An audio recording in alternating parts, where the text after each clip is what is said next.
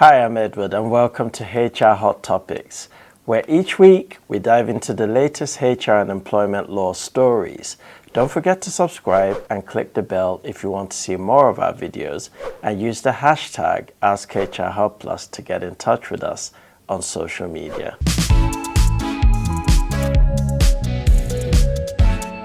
In light of a recent tribunal ruling, this video will explore the law and pitfalls of unfair dismissal claims where an employee has voluntarily been made redundant. When a claim is contested in an employment tribunal, generally it will proceed to a full hearing. However, the employment tribunal rules of procedure provide that if a claim has no reasonable prospects of success, it can be struck out at a preliminary stage in the proceedings. It is important that this power is used only in the clearest of cases and not where there are material conflicts in respect of the facts surrounding the case. In Miss White versus Hasey 1 Oval, the issue was whether the claim had no reasonable prospects of success in circumstances where it was accepted that the employee had, in the course of a redundancy exercise, requested that the employer make them redundant. Now, did their volunteering in this way mean that a claim of unfair dismissal could be dismissed without going to a full hearing? Now, let's go into the nitty-gritty details. Miss White was employed on a part-time basis as a receptionist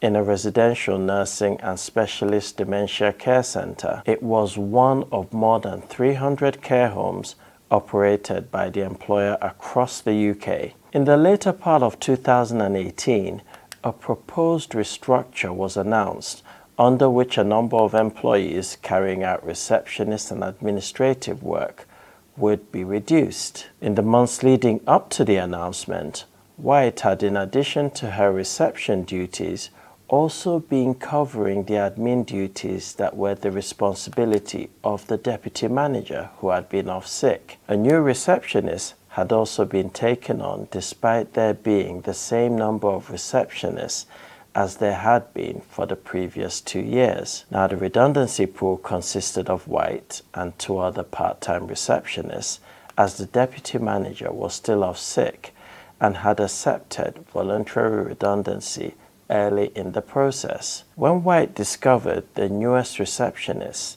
had not been invited to the second consultation meetings, she volunteered for redundancy on the basis it appeared to her that the process had been aimed to replace the existing receptionist, with the new receptionist carrying out the roles of both receptionist and administrator. The employer disputed that this had been the aim. The Employment Appeal Tribunal held that an employment judge had been wrong to strike out White's claim for unfair dismissal as having no reasonable prospect of success in these circumstances. She was alleging that her employer had effectively recruited a new receptionist shortly before announcing a redundancy program with a view to replacing her and the other existing receptionist. Whether a sham redundancy exercise had caused her request for redundancy was an issue that would need to be considered at a full hearing. It was wrong to conclude that just because her dismissal was a voluntary redundancy, it was by its nature a fair dismissal. It was directed that a full hearing of the merits of the case should take place before an employment tribunal. Now, these are the key, most important points. It is well established that a voluntary redundancy may amount to a dismissal. This case highlights that just because an employee has volunteered does not mean there are no grounds upon which a claim for unfair dismissal may be brought. The background to the request for voluntary redundancy may be relevant to the fairness of the dismissal. The evidence may be that there was a genuine redundancy and a fair process followed, but there would need to be findings made to determine the factual dispute between the parties. Given the differences in the facts put forward by the parties relating to the redundancy situation and the process followed, it was not possible to say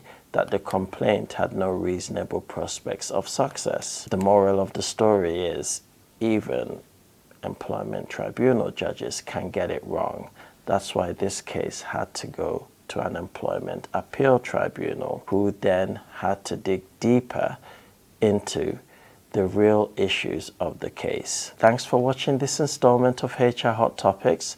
Let us know in the comments down below about how you would handle a situation like this. Use the hashtag askhrhubplus to get in touch with us on social media.